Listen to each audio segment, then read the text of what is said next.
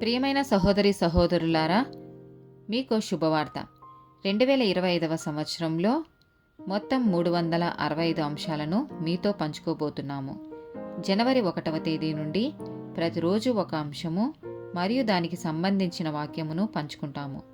దయచేసి ఆ వాక్యములను వినండి, ధ్యానించండి మరియు ఆశీర్వదించబడండి. దయచేసి సబ్స్క్రైబ్ చేయండి మరియు మీ స్నేహితులతో పంచుకోండి.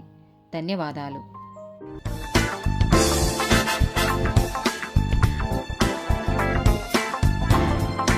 109th డే టాపిక్ శత్రువు. ఎఫెసీలకు రాసిన పత్రిక 6వ అధ్యాయము 10 నుండి 18 వచనాలు. తుదకు ప్రభువు యొక్క మహాశక్తిని బట్టి ఆయన యందు బలవంతులైయుండుడి.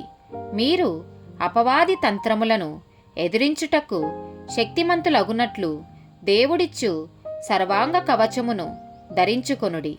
ఏలయనగా మనము పోరాడునది శరీరులతో కాదు గాని ప్రధానులతోనూ అధికారులతోనూ ప్రస్తుత అంధకార సంబంధులగు లోకనాథులతోనూ ఆకాశ మండలమందున్న దురాత్మల సమూహములతోనూ పోరాడుచున్నాము. అందుచేతను మీరు ఆపద్దినమందు వారిని ఎదిరించుటకును సమస్తము నెరవేర్చిన వారై నిలవబడుటకును శక్తిమంతులగునట్లు దేవుడిచ్చు సర్వాంగ కవచమును ధరించుకొనుడి.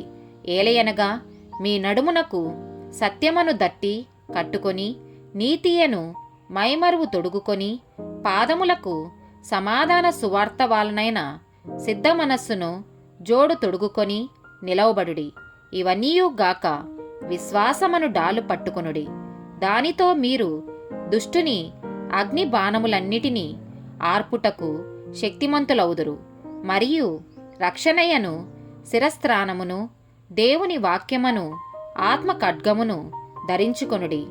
ఆత్మ వలన ప్రతి సమయమునందును ప్రతి విధమైన ప్రార్థనను విజ్ఞాపనను చేయుచు ఆ విషయమై సమస్త పరిశుద్ధుల నిమిత్తమును పూర్ణమైన పట్టుదలతో విజ్ఞాపన చేయుచు మెలకుగా ఉండుడి. సామెతల గ్రంథము 16వ అధ్యాయము 7వ వచనము. ఒకని ప్రవర్తన యెహోవాకు ప్రీతికరమగునప్పుడు ఆయన వాని శత్రువులను సహా వానికి మిత్రులుగా చేయును. సామెతల గ్రంథము 25వ అధ్యాయము 21వ వచనము. నీ పగవాడు ఆకలిగొనిన ఎడల వానికి భోజనము పెట్టుము, దప్పిగొనిన ఎడల వానికి దాహమిమ్ము. ఆమేన్.